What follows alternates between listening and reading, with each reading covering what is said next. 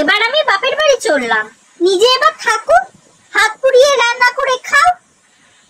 বন্ধুরা, আমি আমার বরের সাথে আজকে ঝগড়া করেই ফেলেছি, বিশ্বাস করো। এইভাবে আর মানা যাচ্ছে না, এইভাবে আর পারা যাচ্ছে না। এরকম করলে চলে? নিজে থাক, হাত পুড়িয়ে রান্না করে খাক, তখন বুঝবে যে কত মানে আমার মূল্যটা কতটা সেটা বুঝবে। চলো বাপের বাড়ি যাই, তারপরে তোমাদের সাথে বাপের বাড়ি চলে এসেছি। এবার বুঝুক পর কি করবে না করবে, আমি তো আর দেখতে চললাম না। আমি দুদিন এখন ভালো মতন থাকি। আমার ভাইয়ের বউ কত ভালোবাসে আমাকে, জানো? তার প্রমাণ তোমরা দেখতে পাবে, আমার ব্লগ গুলো দেখলেই তোমরা দেখতে পাবে কত ভালোবাসে।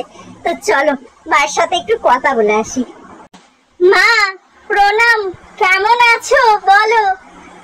জামাই নিয়ে আসিস নি? কদিন থাকবি? এই থাকবো কিছুদিন। কিছুদিন মানে কদিন সেটা বল না, মানে এই কদিন হচ্ছে থাকবো একটু। মা আমি দুদিন থাকলে তোমার অসুবিধা নাই তো মা? আমার সব কাজ ছেলের বই করে দেয়। ভাই বোনের সাথে দেখা করে আসি। হ্যাঁ মা, মাটা বড্ড রেখে আছে, কি জানি দুদিনে একটু বেশি থাকবো বললাম বলে মা তো রেগে গেল কেন কে জানে। এবার ভাইয়ের বউ, কেমন আছিস রে? ভালো আছিস?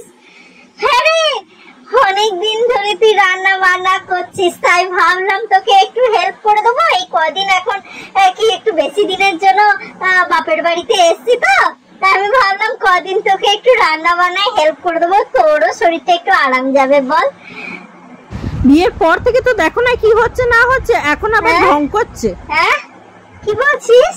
আমার বাড়ির কাজ আমি নিজেই করে নিতে পারবো। ঠিক আছে। বিয়ের পর থেকে কেউ আপন হয় না, সেই খিটখিটে বরটাই আপন হয়, আর অন্য কেউ না। যাই নিজের বরের কাছে ফিরে যাই। শোনো বন্ধুরা, আমি না বাপের বাড়ি ছেড়ে এবার শ্বশুর বাড়ি চললাম। বিশ্বাস করো বন্ধুরা, বাপের বাড়ির মর্ম বুঝে নিয়েছি। বর ছাড়া কেউ আপন নয়।